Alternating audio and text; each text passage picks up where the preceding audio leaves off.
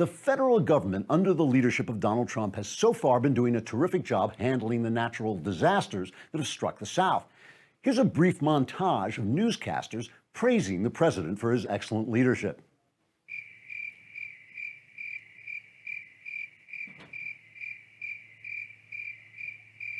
Okay, that was a little more brief than I was expecting, but there's more good news. The economy is starting to really boom, with the stock market skyrocketing, employment and income on the rise, poverty levels finally falling. So here's a montage of commentators discussing how the White House is making America great again.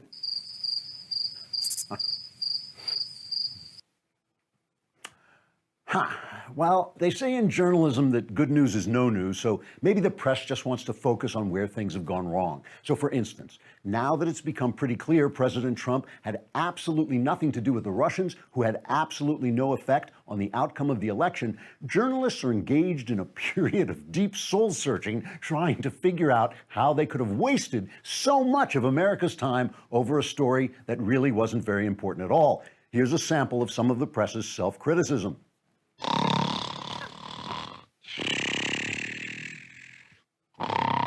All right, I'm joking. The American mainstream media is still the same: corrupt, biased, hate-filled, corrupt, leftist, dishonest, corrupt, immoral, corrupt, biased, corrupt organ of misinformation it's been for the last 20 years or so.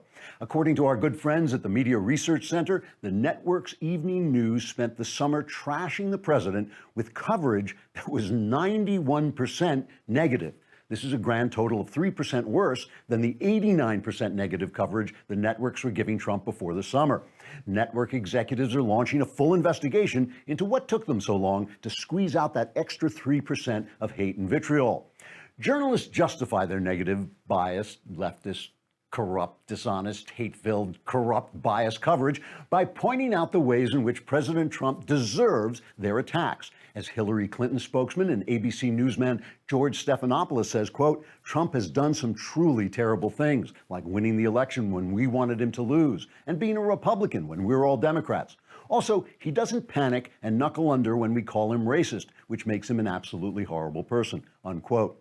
CNN's Jim Acosta added, quote, look at me, I'm Jim Acosta. I can stand on my head and shout ignorant non sequiturs at the same time. Look at me, I'm Jim Acosta. Look at me.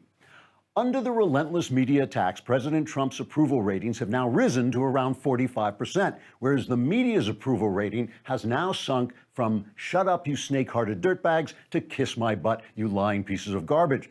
The president looks forward to pushing his negative coverage up to 100% to serve his goal of achieving re-election by winning every single state in the country.